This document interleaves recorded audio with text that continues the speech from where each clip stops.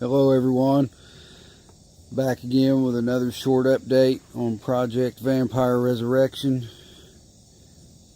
It's actually been a few days since I brought it home. You saw that in the last video. I haven't really done much to it since then. Kind of took it easy the day after that, and then yesterday it was pretty rainy all day, and as it was all night and this morning. So she's nice and wet today. But we did do a few things to it right before we brought it home that I haven't shown on video yet. So we'll get that now. My son's cat, Coconut. She's checking it out. Oh, she's actually climbing on it. Hey, what are you doing up there, Coconut? Alright, we're gonna unlock the back. Go ahead and hop down.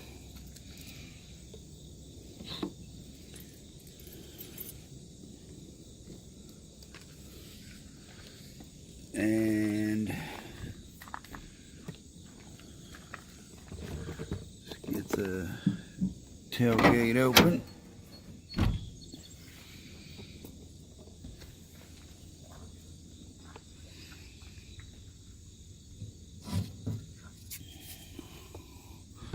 Get this propped up.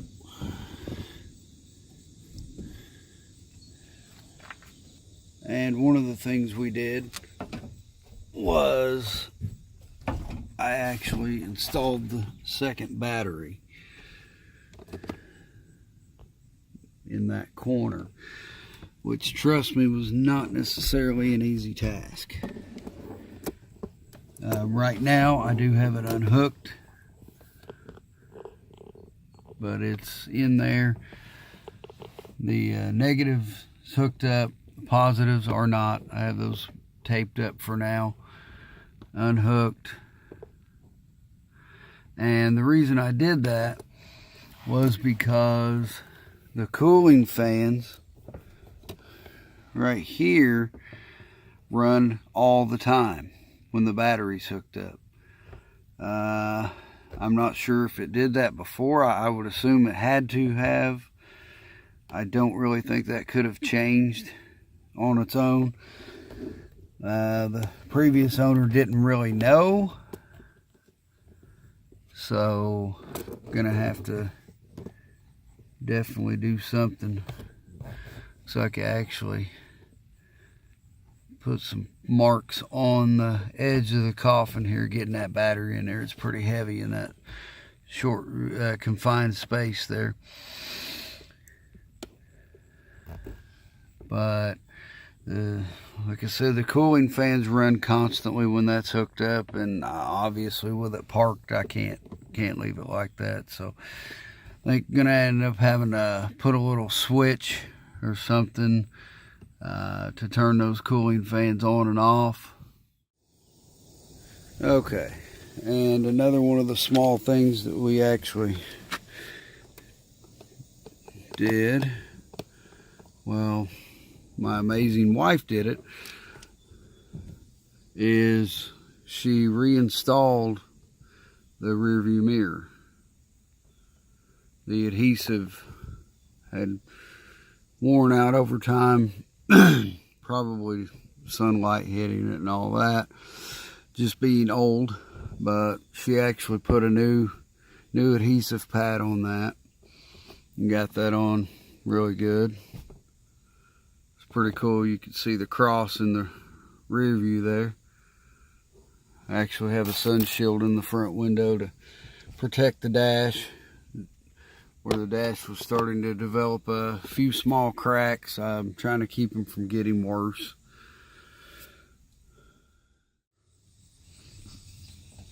And one of the little things I'm going to start doing, I'm going to start that right now, is to check the fuses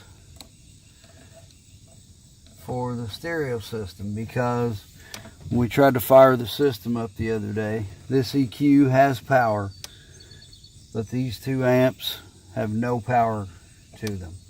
So my guess is there's a fuse somewhere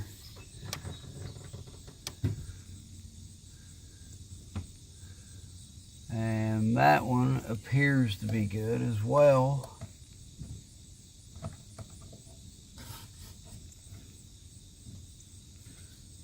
So we'll put that back on.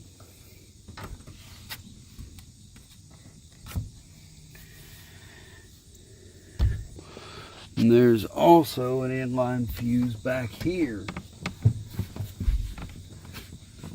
that I need to check.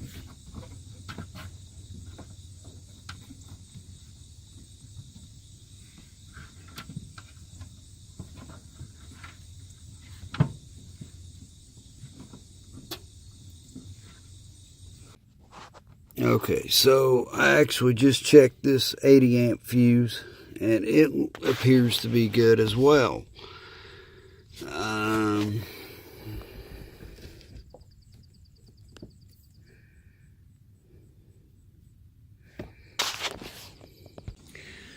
So I actually found one more small fuse on the power cable behind there. Checked that, and that fuse also looks good.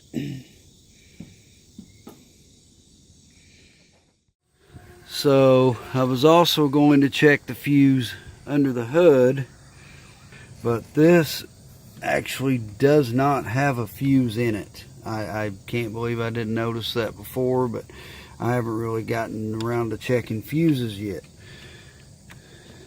Okay, so I found a perfectly good 80 amp fuse in the glove compartment.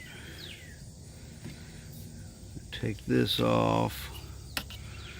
We will, right there we have it. We will put the cover back on.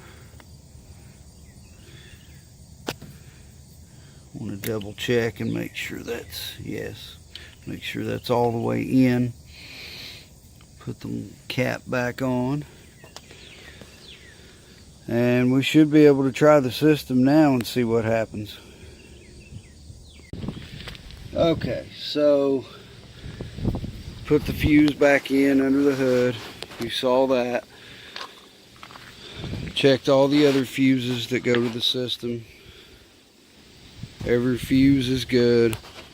I hooked the battery back up and still no power to the amps. So we're going to have to continue that problem solving adventure another day. Till then, take care.